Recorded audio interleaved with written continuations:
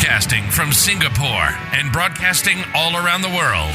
You're listening to the Ignite EdTech Podcast with Craig Kemp, taking the pulse of educators from all over the globe and bringing what you need every week. When you need answers, you go to the experts. Created by an educator, for educators, and streaming to the world. Now, over to your host, Craig Kemp. Hello and welcome to episode 43 of the Ignite EdTech Podcast. I'm your host, Craig Kemp, and I'm thrilled to have your support. As most of you know, I continue to work with the incredibly talented Mark Quinn to improve the final audio quality of this podcast. He has his own podcast production studio that provides editing and mastering services to content creators. To connect with Mark, please see the details in the podcast notes below. And if you haven't subscribed to his Make a Difference podcast yet, I highly encourage you to do so in your podcast channel of choice. As I've mentioned before in previous episodes, the Ignite EdTech Learning Portal is live at learning.igniteedtech.com, a place for educators to learn and grow together with free and paid learning experiences to suit everybody's needs.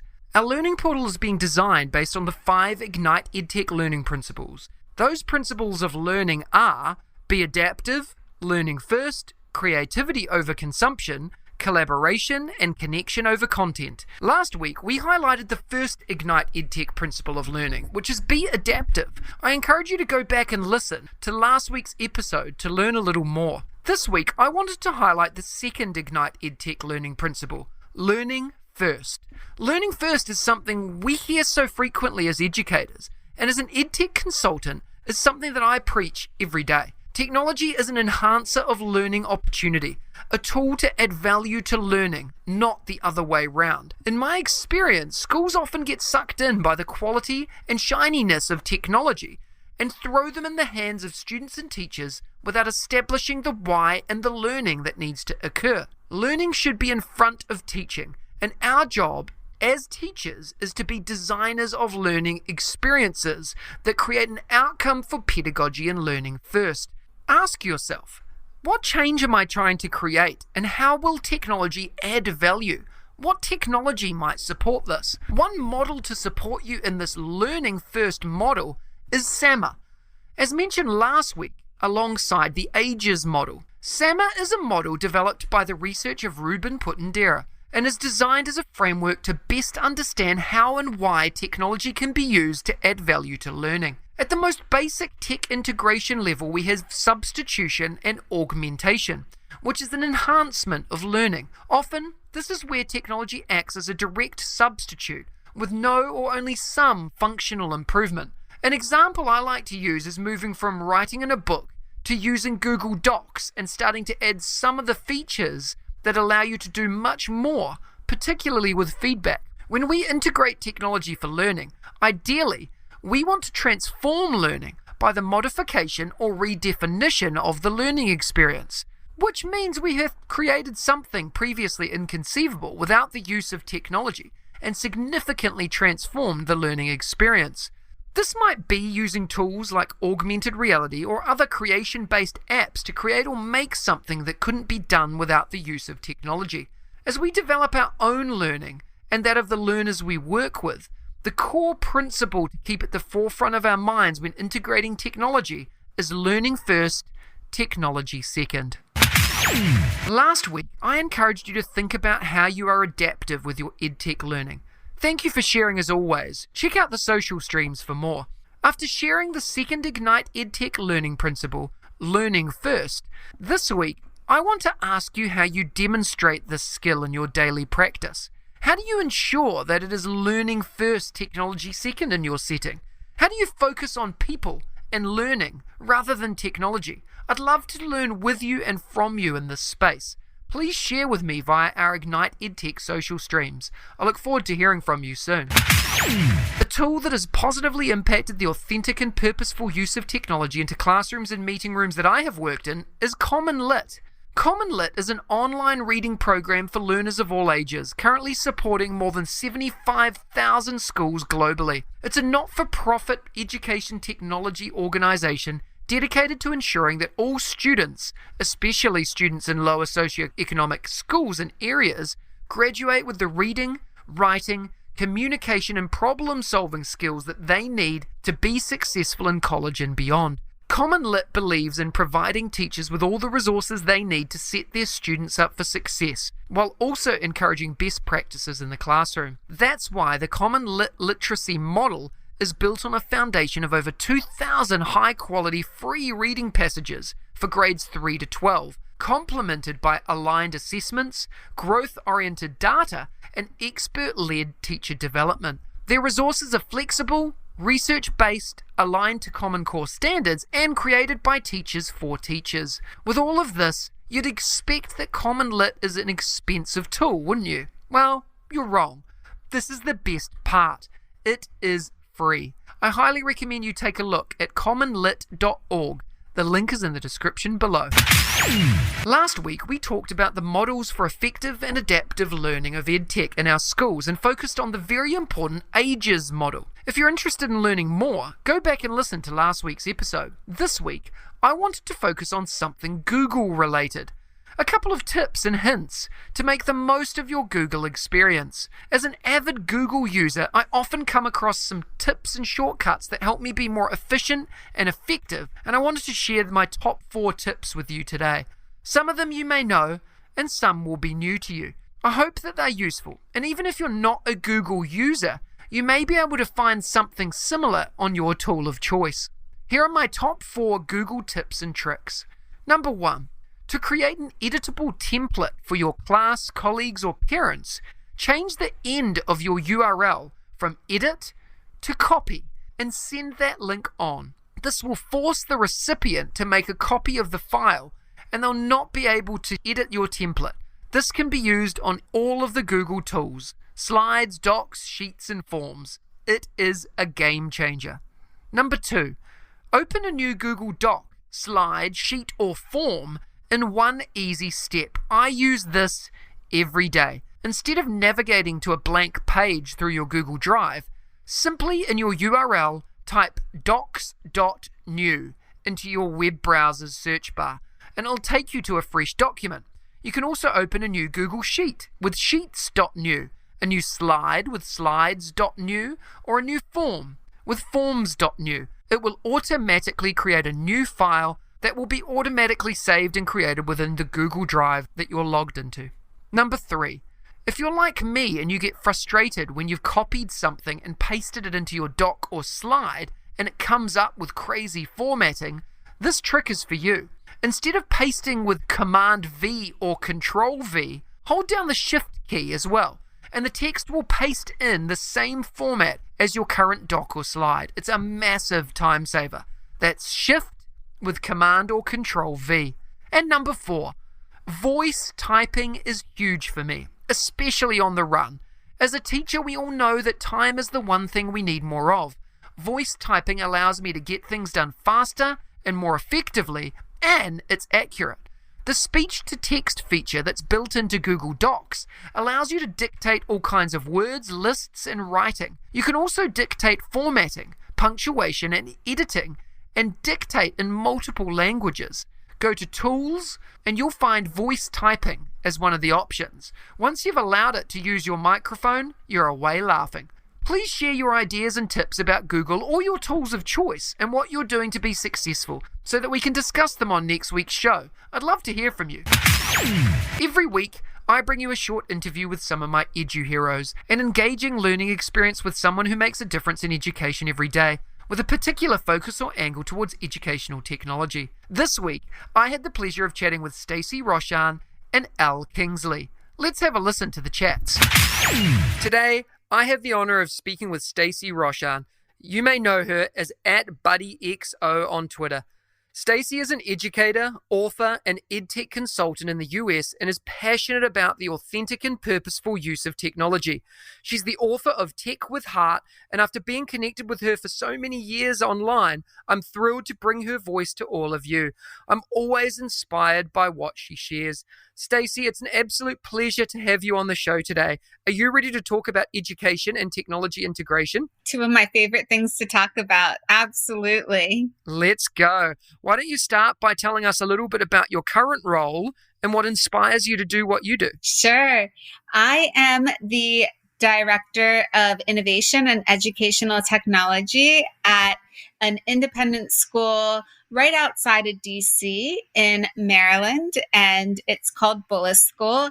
And I have the pleasure of working K through 12, though mainly I work in the upper school. I work with a lot of different teachers in all different disciplines, doing just what you were saying, the tech integration into the classroom and really meaningful tech integration. And I think that rolls into what inspires me most, which is really taking a step back and thinking about why we want to implement new tools, why we want to change what we were doing, and then thinking from the ground up of the best tools to help us achieve the larger goals that we're looking for. So not just a tool that is just a tool for tool's sake, but really why and how that's going to bring us to next level relationships, connections with our students, which is what I love doing the most. You're really inspirational, Stacey, in the work that you do every day, and you must get asked this question a lot. But what's your best advice for educators in relation to EdTech? I think that going back and starting with the why. So why might you want to implement a new tool? What was your goal in the first place? What were you trying to change? So a lot of the times I like to approach the problem by saying, like, what's working really well in your classroom right now? And what things are you looking to improve? And starting with the problem and then looking to technology to be a piece of the solution instead of looking at a cool tool first and saying, I need this in my classroom, starting with what's your problem? What are you looking to solve? So that we make sure that we're choosing the right tool and that we are integrating it into the design of our lessons in the right ways. I'm excited to hear that, because that's what I'm all about in the work that I do as well, and particularly using, the words of Simon Sinek when he says people don't buy what you do, they buy why you do it. And Stacey, you've already achieved so much in your career, but what's your next big goal in your career? What do you want to do or achieve that you haven't been able to do yet? Thanks. I think just being able to reach more people, which has been a really fun part of my journey in having written my book and being able to share kind of who I am, why I've been so passionate about the journey that I've been on, kind of my journey as a student and how that's led to the teacher that I've become. I love exactly what I'm doing right now. I think it's just, for me, it's been very exciting to have a bigger reach, a bigger network, been able to connect with teachers from all different settings so that I'm able to grow as an educator also, people from public schools, private schools, from different countries. There's just so much that I've been able to learn also. And you mentioned being an author and your book. Tell us a little bit about your book, Tech with Heart. What inspired you to write it, and what can we gain from engaging in this resource? Yeah, so it was such an organic process for me. I started a blog years ago just as a way to kind of document what I was doing and be a more reflective educator. And, as I started growing that and connecting with more people through that, right? Which is a really exciting part about when you put yourself out there, whether it be through Twitter or your blog or whatever, you just start to connect with this wonderful wide audience. And so, I started this really reflective process, and I enjoyed that from the connections I was able to make, but also I was able to grow as an educator because I kept looking back on how I was doing things and now where I was able to take it. It was wonderful. And so I just started writing more, and all of a sudden I had all of this content, and I decided I was going to put a little bit more of my personal spin on it because I'm a very private person. And, I've been through a lot personally that, it's hard sometimes to get vulnerable and to share it all. But that's really impacted the educator that I've become, whether it be that I talk in my book about being this very introverted student and this perfectionist, and how that led to a lot of struggles that I had through school, even though I was an A student, A plus student most, of my journey through school. And so I look perfect, picture perfect on the outside, but what I was going through internally, sometimes the classroom environment wasn't the best for me. And there are reasons for that. And I've tried to, as an educator, kind of look more holistically at the students that I teach. I also think that we now have technology, which was not available to my teachers, that gives me a quicker sense and insight into, what every student needs in the classroom. And so that's what I was able to share through writing my book.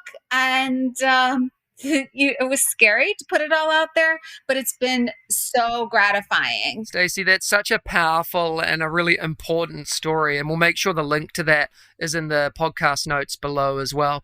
Let's go into some quick fire questions now. The first thing that comes to your head: what's your hashtag one word for 2021? I'm going to go back to my one word 2 years ago, which is empower.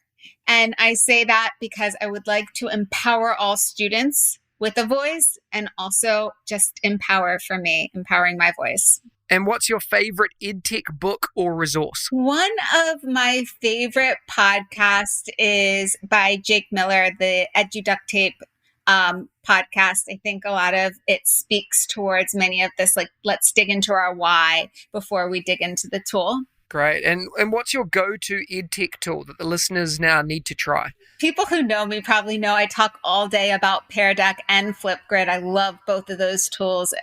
I'm going to say both of them are game changers for me. Game changers. Agreed.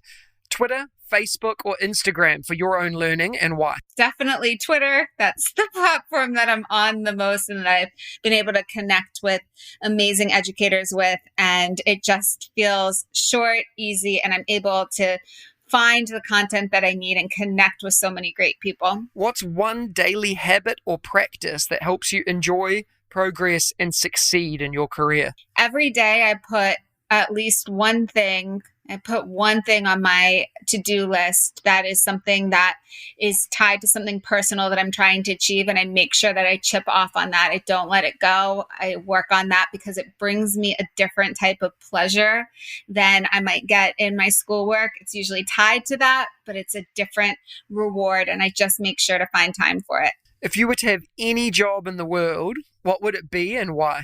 I'm so lucky to say that I think it would be exactly what I'm doing. I would like to have more time to connect with more educators and, just have kind of that greater connection out there.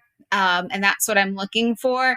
But other than that, I just love what I do. And finally, what's your favorite education-focused quote? I'm going to go with one that I start a video that I made on my why behind my flipped classroom. And it's: technology is often the right thing to do, but the why it is introduced is often the missing ingredient to success. Technology alone, though, isn't the answer. And that was written by Brian Solis. Wow, I love it. I'm sitting here, Stacey, nodding my head and smiling in all of your responses. And you can't see me because we're not on video, but it's so powerful to hear your thinking behind what you do and why you do it. And I know our audience are going to love to hear that as well. What's the best way for them to follow and connect with you? Twitter. My handle is @BuddyXO. Buddy is my dog's name, by the way, who I love very much. That's where BuddyXO came from. And also my blog, my website is techiemusings.com. Stacey, thank you so much for your time today. It's been inspirational. Thank you for having me on the show. I appreciate it. Today, I have the honor of speaking with Elle Kingsley, who you may know is @LKingsley_edu on Twitter with over 30,000 followers. Elle and I have been connected for a long time now, and I'm constantly inspired by his tweets and his ability to inspire others. Elle is a chair of a number of multi-academy trusts, group CEO of Net Support, and he's based in the UK. Al, it's a pleasure to have you on the show today. Are you ready to talk about education and technology integration? I most definitely am, and lovely to be here. Let's go. Why don't you start by telling us a little bit about your current role and what inspires you to do what you do? Well, you see, you've opened a can of worms straight away there, Craig, because I've got a few different roles, but I will try and be succinct. So my main role, the one that I'm really passionate about is, as you alluded to, I'm Group CEO of Net Support. And we're a software developer, and the thing that's most, focused and inspiring for me is in my work in education is seeing those challenges and having the resources and the people to build solutions to help mitigate those. And, working with a brilliant team, that for me is absolutely the perfect scenario. Now, alongside that, education absolutely is in my passion and my heart. So I am currently chair of 2 multi-academy trusts in the east of England. I'm chair separately of an alternative provision school, which is referred to as a pupil referral unit. And across the different schools that I cover, we've kind of got the full gamut from infant schools to post-16, and then alternative provision for both children with complex needs, physical and emotional, as well as provision for children who struggle with mainstream education. And like all of us, it's about making a difference and making sure there's a safe and secure place for every child in our community. And I'm a bigger believer that one of the most important strands for me is about the experience of their learning journey as much as it is about the outcomes. And then finally, just to wrap it up, I've got a couple just to throw in at the end for you. I am an apprenticeship ambassador. I tend to share that simply because I like to acknowledge that learning doesn't stop at 18 and it's a lifelong journey. So I promote apprenticeships and employment in the area. That's really inspiring, Al. You do so much. And when it comes to educational technology, what's your best advice for educators? Well, this will probably surprise a few as somebody who likes to go away and make solutions to meet needs. The number one bit of advice, particularly after our experience in the last year, is absolutely less is more. Now, that doesn't mean none is more, but less is more. Choosing solutions based on evidence and advice from your peers, looking for simplicity, platform being agnostic, easy to use, and solutions you can embed. And really, we've learned that trying to adapt too many solutions too quickly is not the path to success. So find the right ones that will fit your needs in lots of different scenarios and focus on getting those embedded. Great advice, Al. What's your next big goal in your career? You've already achieved so much. What do you want to do or achieve that you haven't yet been able to? Well, I guess as we're on a podcast, I could lie and say that I'm only 30, so I've got years ahead of me, but I've got slightly less years ahead of me. And I guess my career is, again, like the earlier comment, it's kind of split in two. In terms of the net support, I'm in a lovely position with an amazing team. I just want to keep us moving forward, innovating, coming up with solutions that meet the needs of our cohort that we work with. And support at the same time other vendors who are teachers who are coming into the technology space and are looking for ways to evolve new solutions and get them visible. On the other side, why don't we all involved in education? To see our schools flourish, focus on skills more than just acquired knowledge. I guess that's another one that's a real passion of mine. And just continue to grow our capacity for our ever-growing communities that we serve. But what's ultimately important is having young people that are fun, engaged, and confident in their learning and having the tools to take that into the wider world. You do so much, Al, and wear multiple hats. You're a podcaster yourself. Tell us a little bit about your shows and why we should listen. Well, I think first, just to acknowledge, in the podcast arena, I would come under the category of rank amateur, but I do enjoy a chat online, absolutely. So we kind of have two at the moment. NetSport Radio grew out of wanting to give a voice to educators who were giving great advice, CPD and ideas, and often that coming across that voice was quite difficult. So we've broadcast at events. We've been the official promoters and broadcasters at BET the last few years, and we invite teachers and vendors to come along and share best practice and ideas. Alongside that, something I've done along with Mark Anderson, the ICT evangelist, is the Check It Out show. And that was really to respond over the last year that the trade shows, the face-to-face meetings disappeared. And there were lots of new solutions and tools and vendors coming along and wanting to really get a voice. So we decided to create a real kind of fast-paced format and just give people 5 minutes to share what they've been doing, why it adds value, and at least give them some kind of identity. And it's been great fun to do. I expected it might be a show or two, but it's continued month after month. And, there are so many amazing resources online as podcasts, yourself absolutely included on that. Now more than ever, this is one of the most consumable ways of actually sharing advice and good practice. Yeah, I couldn't agree more, Al. Thank you so much for sharing that. And we'll make sure the links to those are in the podcast notes as well. Let's do some quick fire questions here. The first things that come to your head and why. What is your hashtag one word for 2021? How are you doing? Which is absolutely the number one thing that we should be asking before we start a conversation and engage in the order of the day. That's something that Booker Yusuf shared at an event at the beginning of the year, and it really resonated, and I've tried to make sure I stick to that. But how goes a long way. How are you going to help? How are we going to make a difference? How are we going to achieve what we need to set for ourselves? What is your favorite EdTech book or resource? Yeah, that's a really difficult one. There's a book I'm reading at the moment called The Blended Learning Workbook, which is Learning by Design from Michael Horn and Heather Staker. And it's a book that I really like because it's full of worksheets and templates for planning and how you can implement blended into your learning practice in your schools.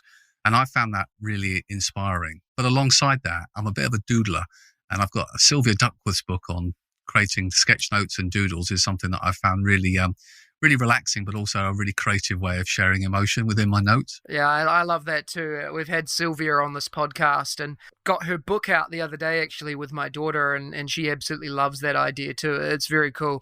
What is your go-to EdTech tool that the listeners need to try? I'm not sure if this is going to be overly exciting, but aside from the obvious apps, the one that I discovered relatively recently and has become an everyday tool for me is Office Lens from Microsoft. Not just because it can capture a document and keep a record like a scan or a photocopy, but the fact that I can take text or even tables from a document and I can take a quick capture with Office Lens and turn it into an editable document.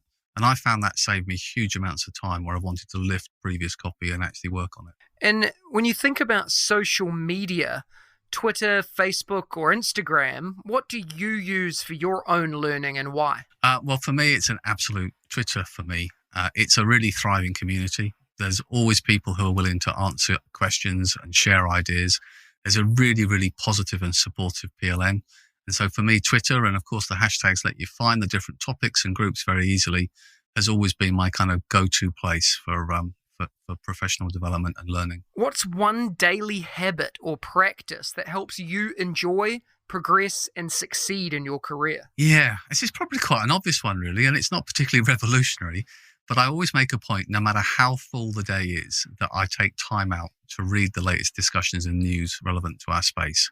And I have select sites and places that I go to. Sometimes a day might not be a particularly great stimulus, but often it sparks ideas or topics that I can take away and discuss with peers. And very much in the spirit of lifelong learning. It's easy when you're busy to get consumed in your own space, and you've got to make time to keep being outward looking. If you were to have any job in the world, Al, what would it be and why? Well, the immediate gut response would be, I'd like to be Education Secretary, please, in the UK, because I reckon I could do a better job. But there's probably a very long list of better candidates ahead of me. So in truth, I'm going to be honest and say, I'm very lucky to say I've already got it. I'm happy what I do. I'm happy with the chance to share ideas and work with the great people.